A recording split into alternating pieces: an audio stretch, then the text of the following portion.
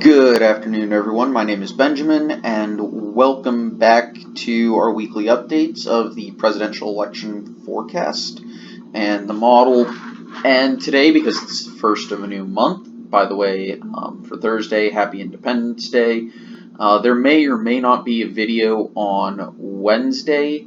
I've got a lot of driving to do that day because of work-related stuff.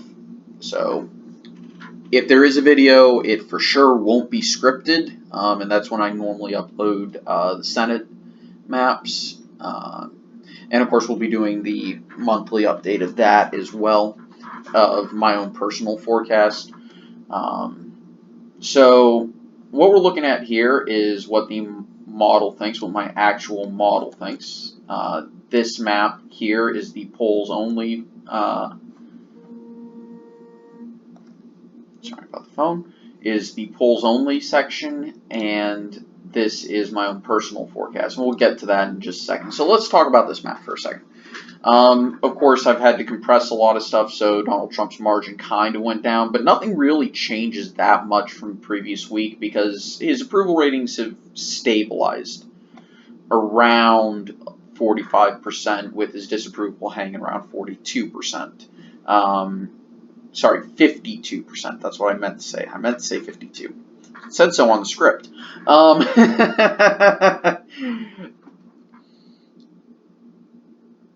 So what we're looking at here is Donald Trump continuing to perform well for a Republican in the upper Midwest. Of course, this isn't as well as he did 4 years ago, obviously. Obviously, he's not doing as well. Actually, he's doing about as well in Maine. And this is similar to his performance in 2016. There's just a few oddities, of course, as we all know, or as I've always said, this color represents within 5%, this color and this color are within 10%, this color and this color are within 15%, and everything else is outside of that margin. And the same goes here.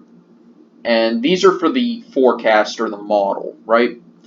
My own forecast, I use a confidence-based system which is not correlated to the election margin at all.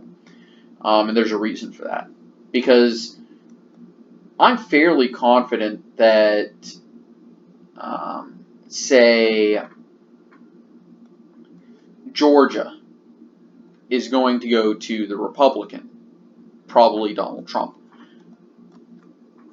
And it's probably going to be right at 5 to 6%. But I'm much more confident about that than I am about, say, Arizona, which may have only a tiny bit smaller margin of error, until I consider a true toss-up race that I am giving the slightest of edges to a candidate. So, of course, that's these three states: Wisconsin, Michigan, Pennsylvania, the big three. And you go over to here, you look at it, the model thinks that Pennsylvania will go to Trump, Wisconsin and Michigan will go to the Democrat. Of course, Delaware is competitive, and I've highlighted that. And I have actual reason to believe Delaware will be competitive. Besides just the numbers showing it. And I'm going to probably see if I can, in the future, just take a drive up to Delaware just to see, okay, just to get the bearings of it, because this is one that I think is going to be competitive, and I want to see what the ground game actually looks like. Moving on to the polls only. Obviously, this is not a good look for Donald Trump. Georgia's a true, it's rated as, let me actually go here. Down to Georgia, 47-67, 47-67. So, yes, it is, yeah, it is dead even. So I've highlighted that as a toss-up. Of course, Trump is not doing so well if you look at this, but there's a lot of approval rating stuff, and Morning Consult is the only one that's doing state-by-state breakdowns at this moment. and they tend to skew a little bit towards the Democrats, but maybe not enough for the map to look like this, but this roughly correlates to their state-by-state approval ratings for Donald Trump.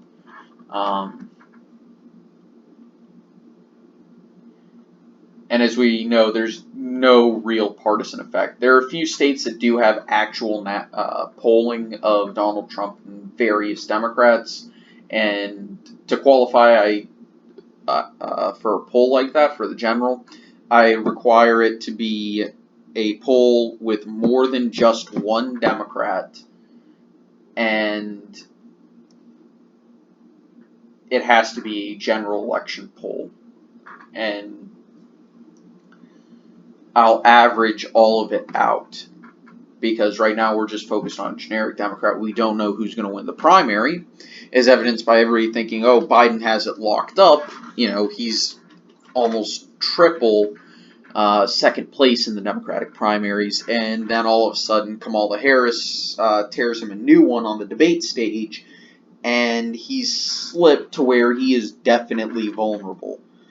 And one more debate performance like that, and Biden may as well just ride it home. That said, I'm going to be happy about getting that bingo square.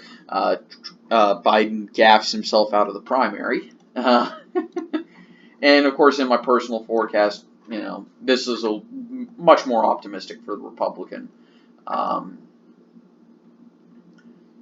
And there's been no real changes in the past month that make me think, okay, we maybe need to consider a different state as competitive or something.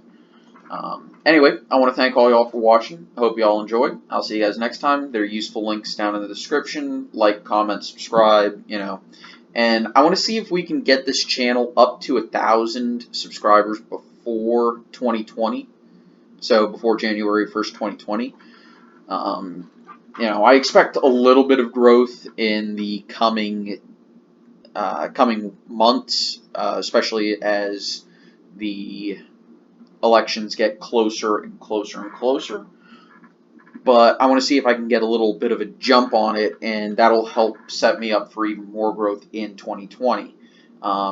If I do get to 1,000, I will probably start streaming. So there's some encouragement for you. That said, my streams will only be when I can actually stream, and I'm not going to do political stuff or at least stream election results or anything like that. Typically on election nights, I join LTE on his streams. So, anyway, sorry about the extension there. Have a nice day and take it easy.